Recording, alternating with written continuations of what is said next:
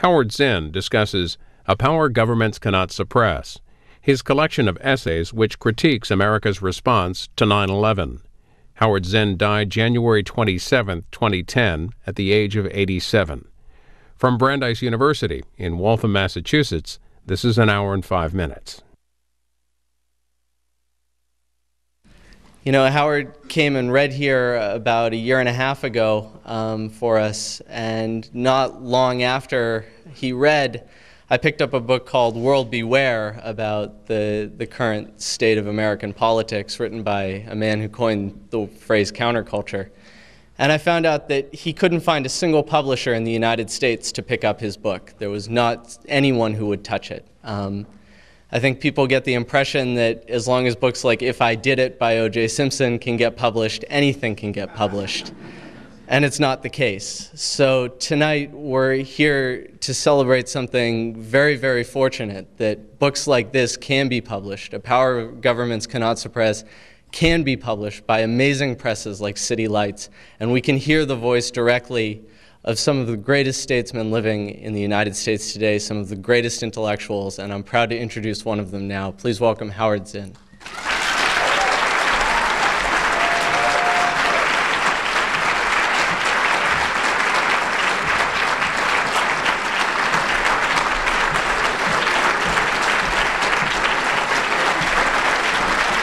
Thank you.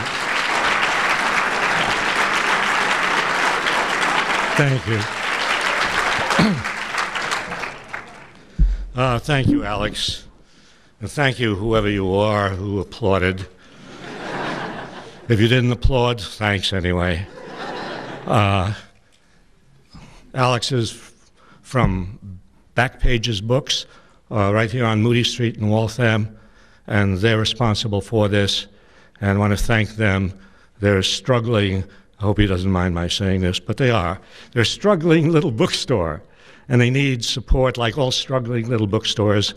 And I think that we need to direct people more to bookstores and to libraries, away from television, away from the newspapers. I say away from television, even though I know there's a television camera focused on us right now. The question is, will they turn us off as a result of this? No, this is different. This is special. And this book, A Power That Governments Cannot Suppress, a man named Greg Ruggiero decided on this book. I didn't really write the book. I wrote the stuff that's in it. And he put it together. That is, there's a bunch of essays. It's a bunch of essays that I've done over the last 3 or 4 years, many of them for the Progressive magazine, some of them here and there. I did an essay on Thoreau for Princeton University Press. I did an essay on Eugene Debs. Oh, those two go together, don't they? Yeah. And a kind of socialist and anarchist. I haven't done anything on any Republican that I know of, but anyway, you'll find all sorts of things in this book, things that even surprise me when I find it's there.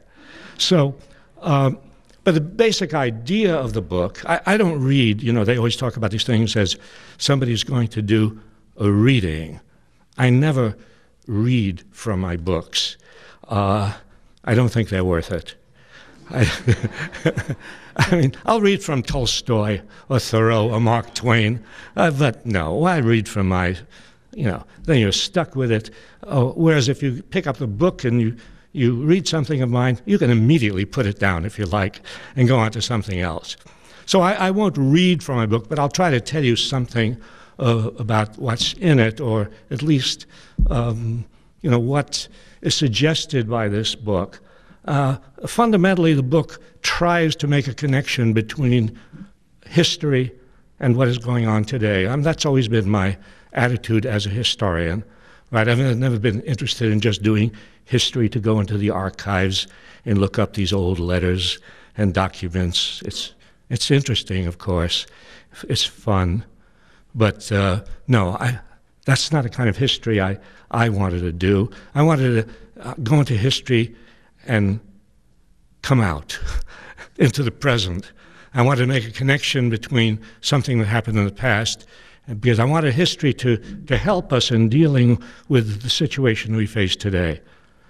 And we're always facing a situation today, especially today, especially now with an administration that has taken us into 2 wars in a few years, with an administration that has run amok with power, that has attacked the constitutional rights of people all over this country, an administration that has wasted the enormous wealth that this country has on war and on funneling this wealth into the upper richest 1% of the population, an administration that has taken power unto itself and will not listen to anything that anybody says except maybe 4 or 5 people around the president. So we're in a situation now where we, I think, desperately need to learn something from history, because I feel that if people of the United States at that moment when George Bush got up before the microphone and said, you know, we must go to war, 9/11 took place, terrorist act took place, and therefore we must go to war against Afghanistan. Well, if people listening knew history, they would not immediately rush, as most Americans did at that point. 80% of Americans rushed to say yes, yes. Congress, of course, rushed to say yes, because that's the job of Congress, to say yes whenever the president wants to go to war. But if people knew some history, there would not be that rush to support a war. There would not be that acceptance of the idea, oh, we're going to war to fight terrorism. There would not be an acceptance of the idea, we're going to war to bring democracy to Iraq, bring democracy to the whole Middle East. Because if people knew some history, they would know of all those instances in the American past when presidents have come before the public and said, well, as President Polk did in 1846, we've got to go into Mexico to spread civilization to the Mexicans. Or as McKinley did in 1898, oh, we've got to go to Cuba to liberate the Cubans. We're always liberating somebody. But we went into Cuba and we liberated the Cubans. In fact, we did. We liberated the Cubans from Spain, but not from us.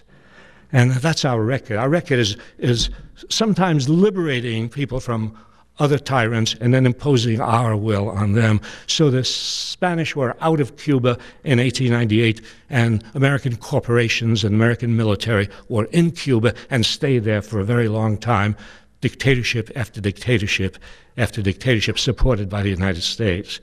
If people knew some of that history, if they knew the history of the American occupation of the Philippines, they would be very wary of an American occupation of Iraq. They'd be very wary of the idea, oh, we're occupying Iraq so that we can bring democracy to Iraq.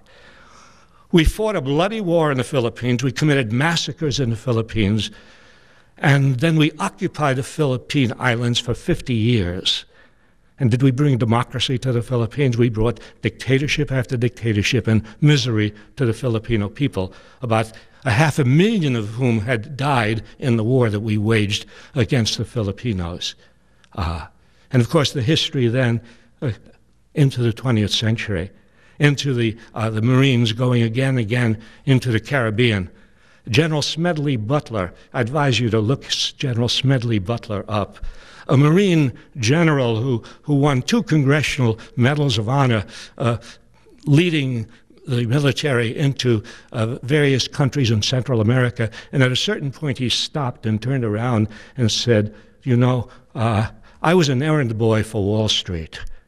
He realized that what he had done, what the American military had done in Central America, was to try to make Central America, the various countries in Central America, in the Caribbean, in Haiti, in the Dominican Republic, in Nicaragua, in Honduras, to make them profitable places for American corporations, not places where democracy would flourish. In fact, democracy did not flourish in all of those places where we sent the Marines to take over and to do the bidding of American economic interests.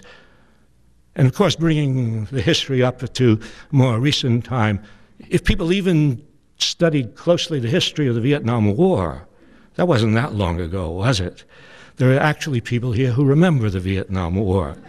Despite the attempts of the media to forget the Vietnam War, despite the attempts of our political leaders, when we went into Iraq the first time in 1991 and won this quick, smashing victory, a splendid little war, just like the Spanish-American War, a very quick, victorious war, and George Bush said, Senior, that's the smarter one.